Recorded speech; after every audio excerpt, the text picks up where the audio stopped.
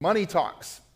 When we get into this conversation, if we thought about what money could say and what money does as we move into it, like a lot of times when life is about stuff, and last week we said life isn't about stuff, but when we talk about life is about stuff, we get stuck in the consumption assumption.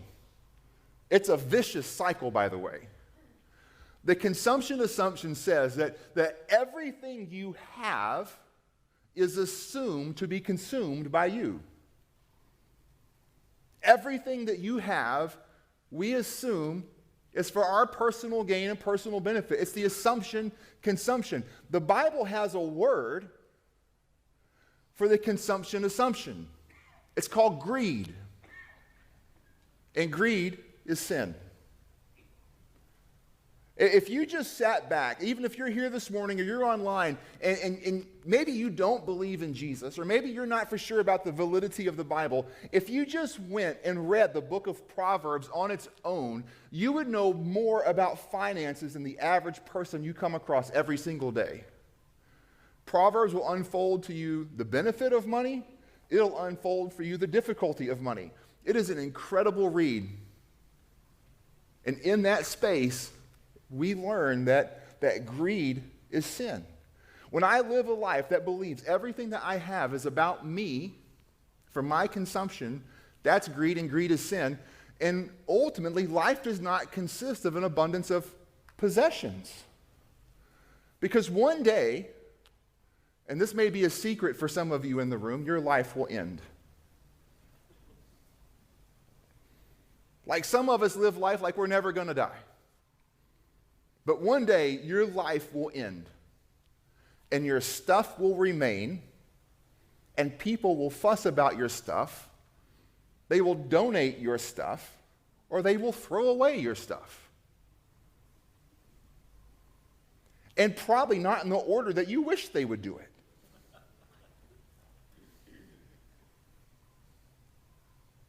Life is far more than an abundance of possessions.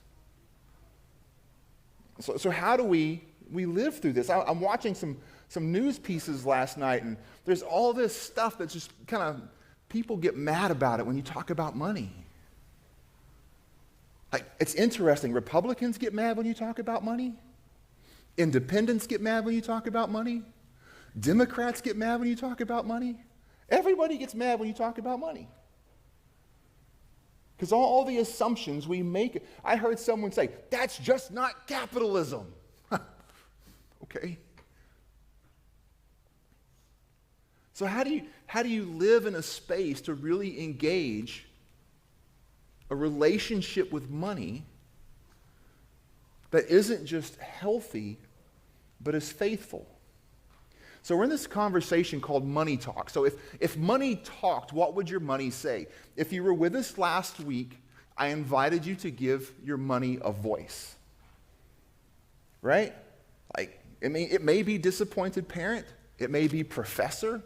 It may be the collection agency. This is your money. This call may be recorded. Whatever voice you gave to money, grab that voice for a minute, right? Because if money talked, what would it say? Last week we said your money would tell you, I can add meaning to life, but I'm not the meaning of life. Remember, life does not consist in an abundance of possessions. I can add meaning to your life, but I'm not the meaning of life. And if you remember, we said that anything that doesn't have meaning ends up failing on its own. If it's an end to itself, it just stops there. But when we live beyond that and we give meaning to something, true value is found. This week, if money could continue the conversation, I think our money would say this: the moment you think you own me, I actually own you. The moment you think you own me, I actually own you. Now, here's the trick to it. We use so many personal pronouns when we talk about stuff and money, don't we? My income, my money, my paycheck, my stuff. it sounds like I own it, right? This is my money. Like in my house, like we have 4 older children, 2 younger children. These children are like 20 and older. These children are under 10. And these 4 break most of my stuff.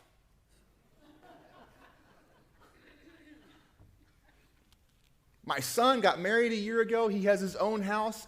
I swear I used to have shovels in the garage.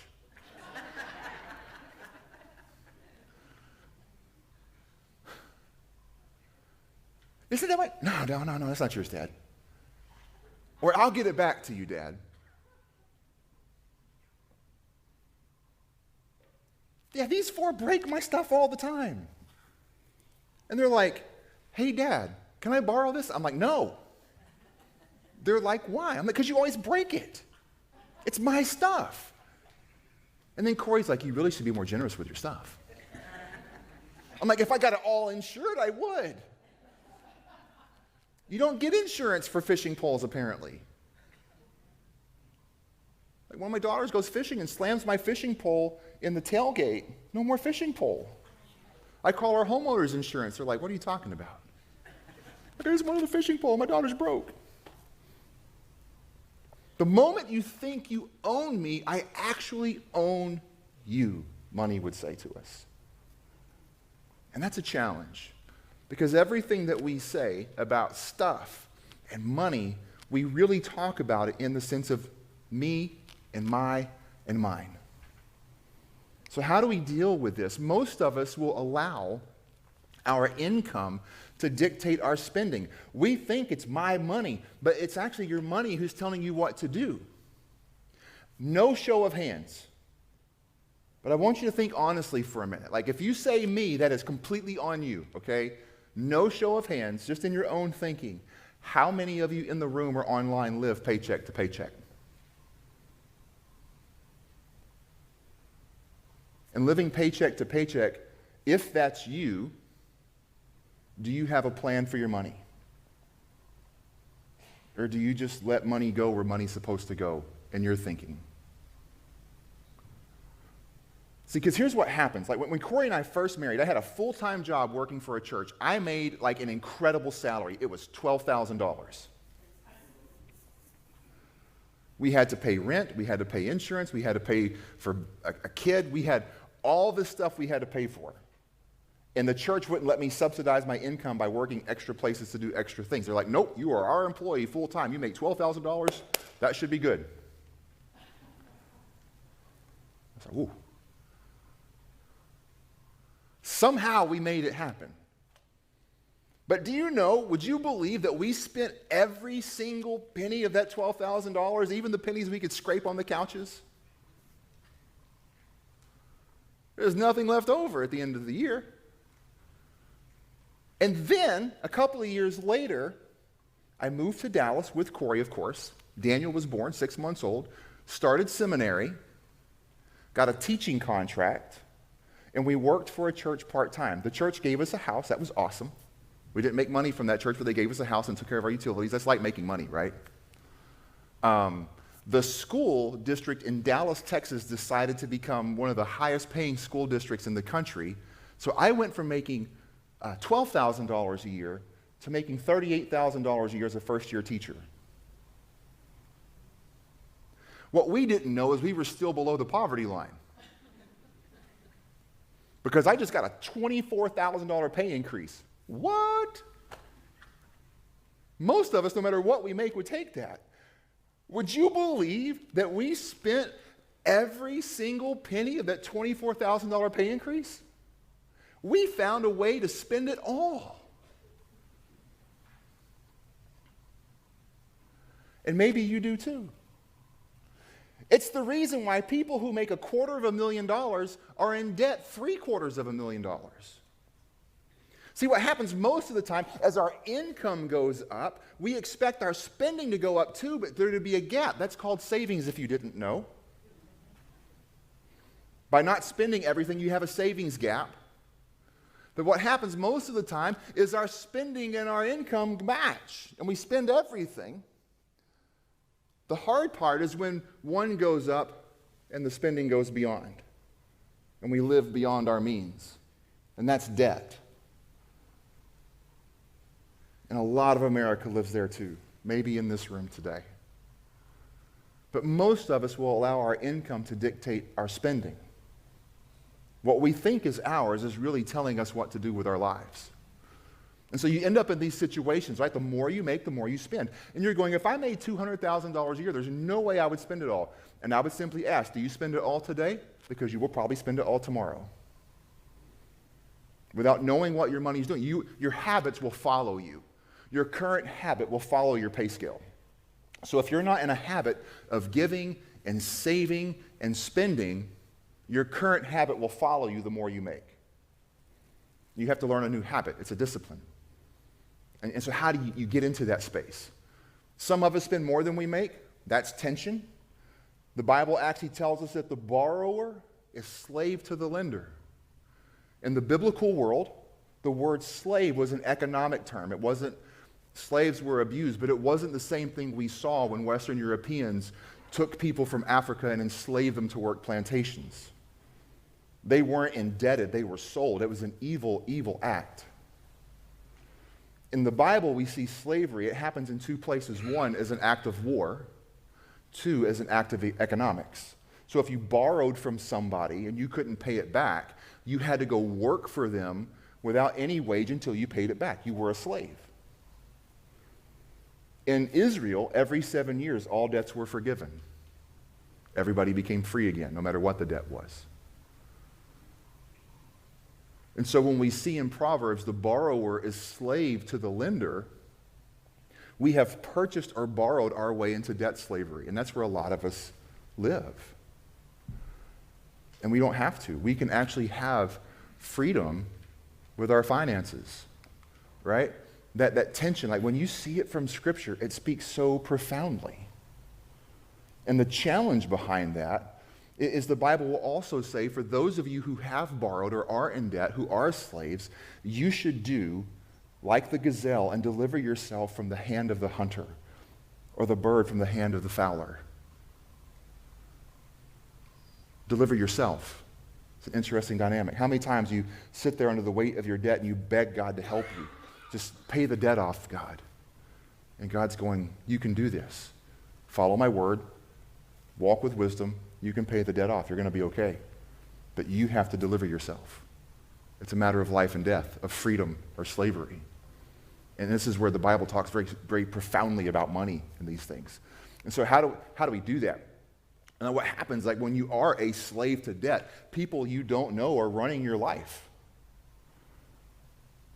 Anybody ever have a debt collector call you don't show your hands? The first thing that they ask isn't what's your name. It's what's your account number. Hey, this is Jeremy. Yeah, what's your account number? You're not a person to them. Joe on the other end of the line isn't trying to be your friend and help you figure things out. Joe wants your money because you owe them. You're just an account number, right? You gave them control. That's the worst part of the problem. Not only is someone else running your life, but you voluntarily gave them control of your life. And you wrestle with this. Now, if you're feeling guilty in the room, I have not done my job today. If we're talking about reality and you feel bad, then let's pause and think real about life, okay? Let's kind of pause, go, you can feel bad. Like, not every message has to make me feel good. But how do I do what's next? How do I move forward through this? Jesus happens to tell us what this looks like in the parable of the master's money found in Matthew chapter 25. I want to read the entirety of the text. Jesus tells this story. Now, in context, because context matters, Jesus is telling this story to tell us what life will be like when he returns and judgment falls upon the earth. That's a pretty scary context, by the way. If you want to get into fancy Bible terms and use this like on Jeopardy or something, it's called the Olivet Discourse. Matthew's made up of all these beautiful conversations, and this is one of Jesus' last teachings in Matthew, and he's talking about what life will be like when judgment comes. And he talks about like how we actually deal with the life that we have. So he starts like this. For it's just like a man who's about to go on a journey. He calls all of his servants together and entrusts his possessions to them. So this is a guy who has servants and he has stuff, and he calls all those servants together and gives them all of his stuff. Tells them to take care of it. To one he gave 5 talents, to another he gave 2 talents, and to another 1 talent. Now, in that conversation, a talent would have been a form of economic counting. It's not like he gave this guy the public speaking ability and this guy could dance and that guy could beatbox. No, this is like a whole, it's not like Napoleon Dynamite. I've got ninja skills and breakdancing skills. No, not like that, like an economic term, right? So he's giving them this economics, giving his stuff to them, depending on each one's ability. Then he went on the journey. Immediately, the man who received 5 talents put them to work and earned 5 more. In the same way, the man with 2 talents put them to work and earned 2 more. But the man who received 1 talent went off, dug a hole in the ground, and hid his master's money. After a long time, the master of these servants came and settled accounts with them. The man who had received 5 talents approached and presented 5 extra. And the master said, or he said to the master, you gave me 5. I've earned you 5 more. The master says to him, well done, good and faithful servant. You were faithful over a few. I'll put you in charge over many. Share your master's joy. The man with 2 talents approached, and he says, Master, you gave me 2. I've earned 2 more. And the master said, well done, good and faithful servant. You were faithful over a few. I will put you in charge of many. Share in your master's joy. The man who received 1 talent kind of sheepishly approaches the master. And he says, I know that you're a harsh man.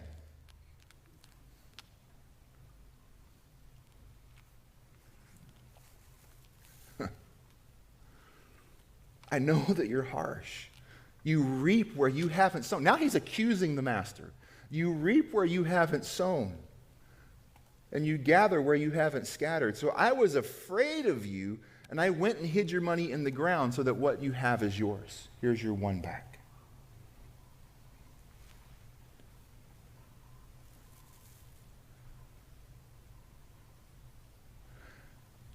The master replies to him, you evil, lazy servant.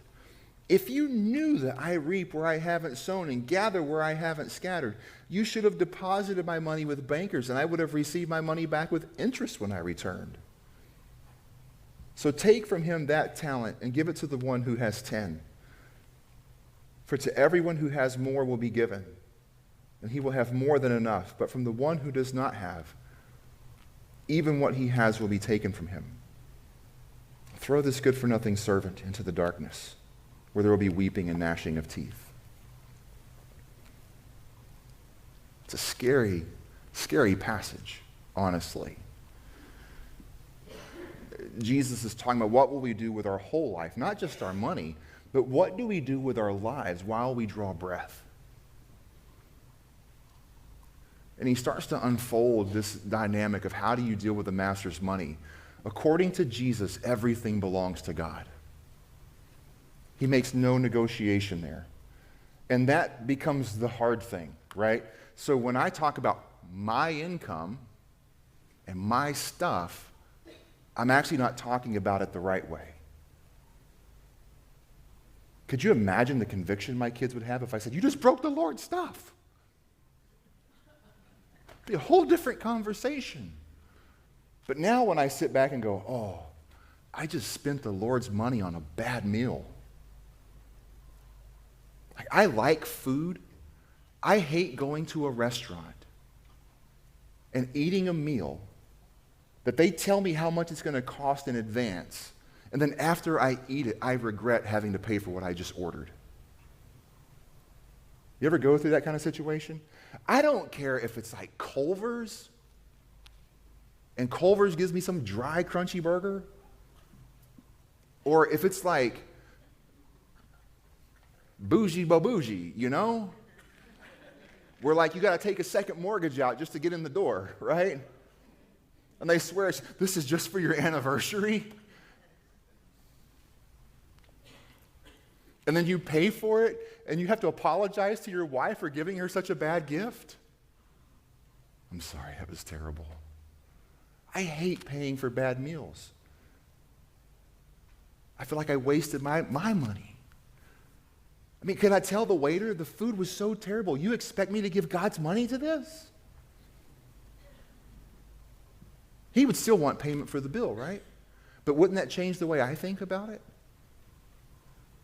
See, the question about money isn't is it mine or God's? The question it gets down to that if everything is God's, from God's perspective, and now here's the problem. This is the biggest problem with God, right? Like, let's talk about problems with God. God doesn't assume he's in control. We assume we're in control. God is in control. And when God is in control, God gets to tell us about how life works. The problem is we think we're in control, so we try to tell God how life works. And that's where the problem happens, is God typically doesn't agree with me. But my life is supposed to come under his so that I agree with him, because he made everything. And he sustains everything. And he has an order to everything. And Jesus even makes this statement that he goes, like, the best life you can possibly live is found in me. And when you live my way, your life will be better. Not trouble-free, but it will be better. It'll be better than anything you can imagine. And the best is yet to come. So if everything belongs to God, I got to figure out how to make that happen, because it's already true. So what does that mean for me? It means I'm a manager, not an owner. There's a big difference between managers and owners. Huge difference. If I manage something for somebody, that means I become responsible and accountable for it. If it's mine, I don't have to care about it unless I choose to. But when it belongs to someone else, I have to be accountable and responsible. And that's what we see in the parable of the master's money. Is you had servants who were responsible and accountable, and then you had a servant who was accountable and irresponsible. And I don't want to be like that last guy. We're all going to be accountable, but I don't want to be irresponsible. And some of us in the room and some of us online have to go, I've been irresponsible long enough. Pastor, what do I do to become responsible with what God has given me? And so we have to live into that. According to Jesus, it's not about the amount you have, but the impact you make. Hear that again. Most people, when I talk to them regarding finances, when they're in a financial struggle, most of the time, they are convinced, because the world has lied to you long enough, that what you have, even if it's of little means, it can't be significant. Which means you're not significant. And so you're just going to struggle your whole life through.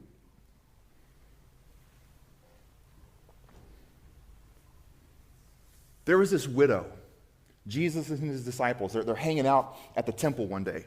And the way one of the eyewitnesses records this, like, they say that Jesus is watching all the people give. There were rich people, and there were like regular people, and then there was like this poor woman shows up on the scene.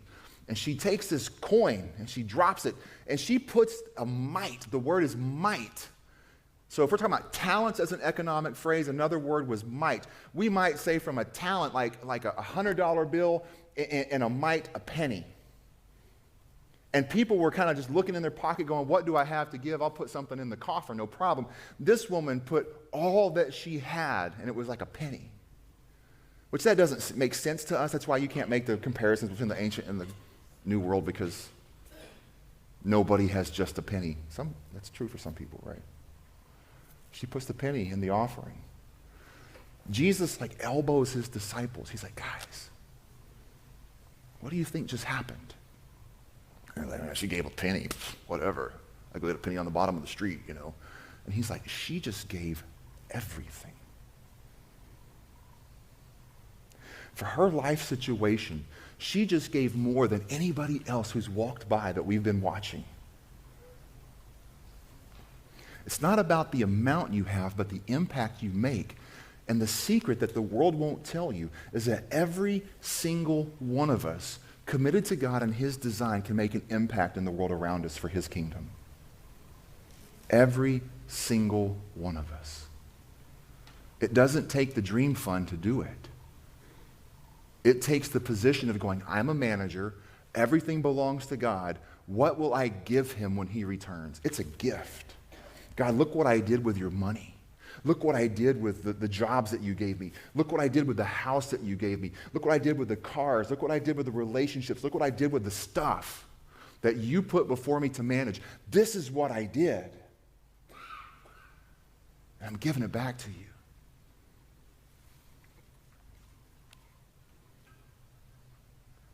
It's not about the amount, it's about the impact. And every single one of us can make an impact somewhere, somehow. You are responsible and accountable for managing God's wealth. What will you do with it? That's the tension. And we will all be called into account for that, for managing the master's money. So what do? I want to give you some things. Challenge number 1, track your spending the next week. Here's a secret. Money is easy to track, but it's hard to catch. Does that make sense? Money is easy to track. Where did you spend it? Write it down. If you have an app, use the app. There's an app that I like. It's called EveryDollar. We get no payback on it, but it's lined up with biblical values. It helps you budget. It helps you think about your paycheck. It helps you track. If you want it to, it can link to your accounts. We don't see it. It's just between you and EveryDollar. If you have another app you use, cool, but track your spending. My bank tracks spending for me. One of my daughters came up one day about a year and a half ago, and they looked at their bank statement at the end of the year and just kind of looked to see where their money went, and they could not believe how much money went to coffee because they don't think about it when they go. It's $5 here, it's $5 there. Inflation hits, it's now $9, $10, $12. Track your spending. That's all I'm going to ask you to do. You got a sheet, track your spending for 1 week. Just track it. If you're married, track it and talk about it. If you're single, track it and call someone else to take you out to coffee so you don't have to write that one down. Right? Track it. Track it. 2, if you're in debt, we'll get back to this one next week. If you're in debt, just make a list. Take your debts, your consumer debt, which means not your mortgage, right? Take your debt and order them from smallest to greatest. Maybe 3 things, maybe 20 things, but order them from smallest to greatest. We'll talk more about this next week. But you're going to want to do this. It's going to help you out, right? It's going to be a tool. Challenge 2, if you have debt, write your debt down smallest to greatest. It's important. Challenge 3, make a monthly cash flow plan. You can't manage what you don't know, right? And if you're going to be a good manager, you need to be knowing where your money is going. That's how you're a good manager. You know where it's going. Could you imagine, like, if you went to a financial advisor and your money dropped, like, we have this app, and we thought, like, my daughter's getting married, and we thought it would be fun. We're going to put $50 a month into this stock app, and it's going to trade it every day, and hopefully it'll be enough to pay for something at the wedding, right? It went, wow! But we knew where it was going, and now it's just like, make a monthly cash flow plan. How much do you have coming in? How much do you have going out? That's all. It's not a crazy budget. Some people say budget, you think I'm swearing. I'm not saying budget today. Just how much do you have coming in? How much do you have going out? What's your cash flow? Do those 3 things this week. They will be 3 key steps to becoming a better manager of what God has given you. So that when he says, you've been faithful in a little, I can make you faithful over much. That you can enter in to your master's joy. Our money says so much about our hearts and where life is. To be quite frank, Jesus never asked for money. He asked for lives. He asked for commitment. He asked for your faith. He asked for your heart. And that's where he leads us. Will I live under the master's way, or will I be owned by something else?